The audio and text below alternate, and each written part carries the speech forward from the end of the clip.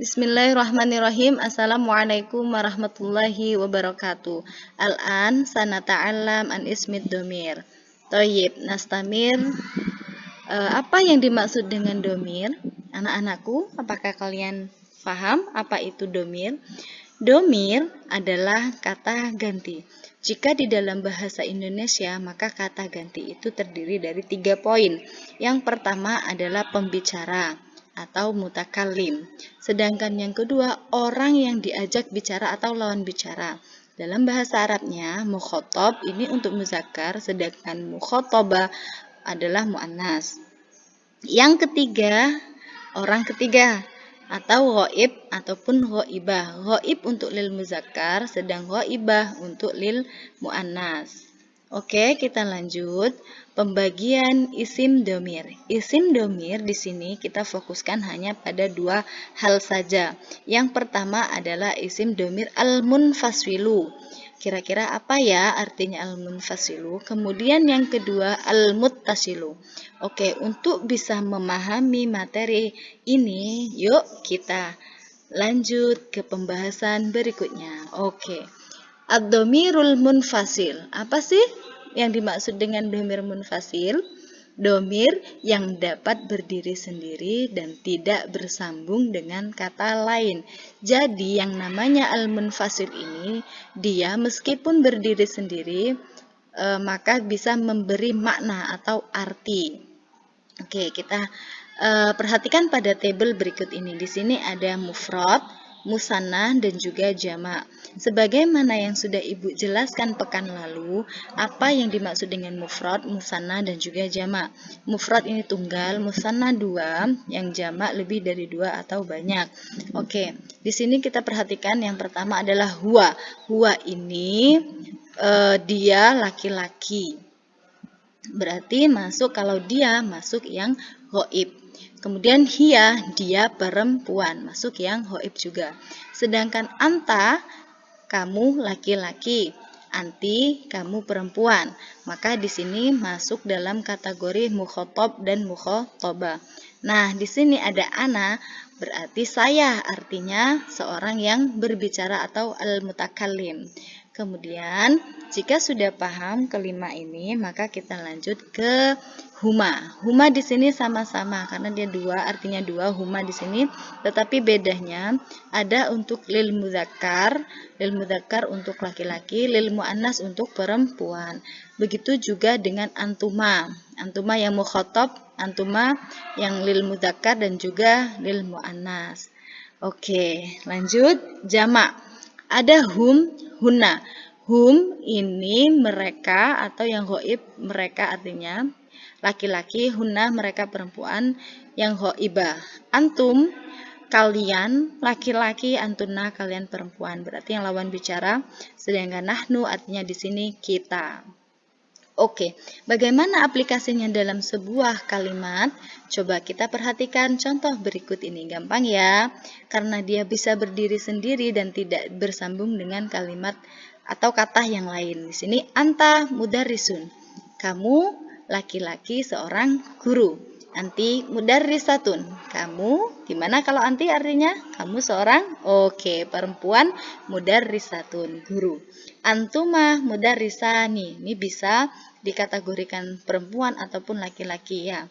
Kamu berdua seorang guru.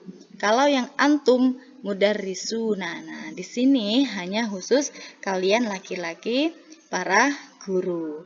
Oke, anak-anakku sekalian, sampai di sini apakah kalian sudah paham materi dhamirul munfasil?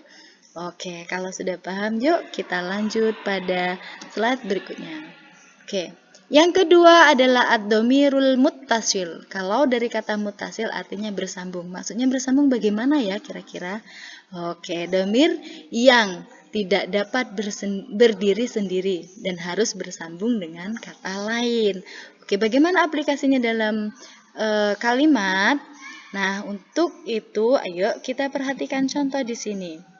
Nah, sebelum kita ke contoh, ada baiknya kita memahami terlebih dahulu domir-domir yang mufrad, musanna, dan jamak. Domir mutasil yang mufrad, musanna, dan juga jamak. Ada hu. Yuk, kira-kira jika ada teman kalian berbicara hu begitu saja, apakah kalian mengerti atau paham atas pembicaraan tersebut? Tentunya tidak ya, anak-anakku. Maka dari itu, dia butuh kata lain agar dapat dimengerti oleh lawan bicara kita. Hu, ini untuk yang laki-laki, ha untuk yang perempuan, ka untuk yang laki-laki, ki untuk yang perempuan, ya ana atau saya. Oke, huma lil mudzakar, huma lil muannas, sama dengan pembahasan yang tadi. Oke, di sini ada perbedaan di jamak, ada hum, hunna, hum laki-laki, hunna ini perempuan, kum berarti kalian laki-laki, kunna kalian perempuan, ada nahnu. Nah, di sini diwakilkan dengan kata nah. Oke, jika sudah mengerti ini, maka kita lihat di contoh agar lebih paham. Hatifun rohayu warohana. Oke, kalau kita buatkan dalam kalimat pada ad-dhamirul muttasil, maka hatifun rohayu warohana bisa kita singkat atau bisa kita ganti rohayu warohana menjadi huma. Berarti menjadi hatifuhuma.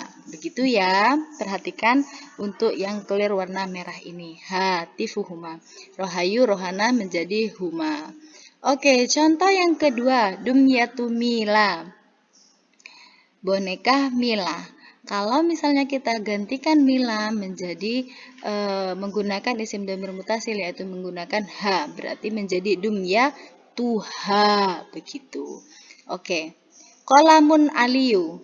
Nah, di sini Ibu salah ketik ya. Tipe di sini kolamun harusnya, bukan falamun. Kolamun aliyun. Kolamu aliyun menjadi kolamuhu. Oke, penanya Ali. Oke, anak-anakku, sampai di sini paham? Oke, kalau sudah paham, yuk kita lanjut. Oke, halatu dhamirul mutasil. Bagaimana hal keadaan dhamir mutasil ini ketika dia mutasil bil ism, mutasil bil fi'li, wa mutasil bil harfi. Mutasil bil ismi ini berarti dia bersambung dengan isim, bersambung dengan fi'il, dan juga bersambung dengan huruf. Ada contohnya baituhu, baituha, baituka, baiti, baituna. Oke, kalau dia mutasil bil fi'li, allamahu, allamaha, allamaka, allamani, allamana. Mutasil bil harfi, alaihi, alaiha, ilaika, ilayya, wa ilaina. Oke, nah biar kita lebih memahami halatu dhamirul muttasil dalam sebuah kalimat, yuk kita perhatikan contoh berikut ini. Tatbiqu fil jumal. Aplikasinya dalam kalimat-kalimat berikut ini. Yang tadi yang pertama adalah muttasil bil ismi. Apa yang dimaksud dengan muttasil bil ismi? Muttasil berarti isim domir yang disambungkan dengan isim. Nah, dalam hal ini domirnya berkedudukan sebagai mudhofun ilai. Contohnya miftahuka. Miftahun artinya kunci, ka artinya kamu. Miftahuka, kuncimu. Maka kedudukan miftahuka ini mudhofun ilai. Ada mudhaf, ada mudhofun ilai. Oke, yang kedua muttasil bil fi'li. Ada dua bagian. Yang pertama, dia berkedudukan sebagai maf'ul bi, ada juga dia berkedudukan sebagai fa'il. Bagaimana contohnya yang berkedudukan sebagai maf'ul bi? Di sini contohnya da'a niya al-ustadzu. Ya di sini adalah maf'ul bi dari kata da'ani. Da'ani al-ustadz berarti saya dipanggil oleh ustadz. Oke, anak-anakku, kalau sudah paham, kita lanjut ke fa'ilun. Nah, yang pertama adalah muttasil bi nun wa ta. Al-misal atau contohnya katabna ad-darsa, dia menjadi fa'il. Nah ini. Nah, berarti kita ya katabna ad-darsa. Kita telah menulis mapel, mata pelajaran atau pelajaran. Oke. Kalau tu di sini ada tu, kata betul risalata. Nah, saya telah menulis surat. Oke. Yang kedua, fa'ilnya berupa wawul jamaah. Akhlisu fil amal. Akhlisu fil amal. Nah, di sini akhlisu pada fi'il akhlisu ini ada wawnya, maka ini dia muttasil bi wawil jamaah. Oke, kalau sudah paham kita lanjut alif tsnain. Di sini ada alif tsnain yang menunjukkan arti dua. Al muslimani yantasyuranil haqqo. Di sini ada alif dan nun pada yantasyurani. Oke.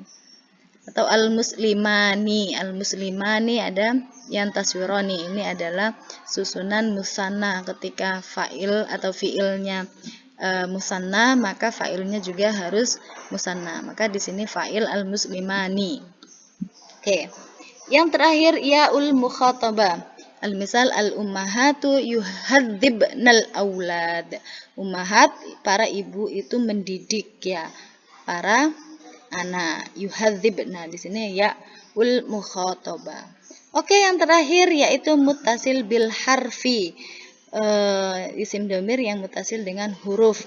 Hadza baitun fihi usratun. Fi di sini adalah huruf jar, maka dia bersambung dengan hi. Nah, kenapa dia hi? Karena ada fi, jadi posisinya menempati posisi majrur. Harus hi, bukan fihu atau fiha, tetapi fihi karena dia majrur. Dan di sini baitun ini muzakkar, makanya dia hi.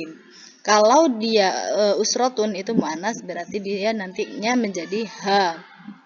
Oke, anak-anakku, sekian penjelasan dari Ibu. Asta'afu minkum katsiran in wajadtu khata wal khalatat. Arju lakum an tata'allamu bil jiddi wal ijtihad kayanjah fi mustaqbalikum. Syukran. Assalamualaikum warahmatullahi wabarakatuh.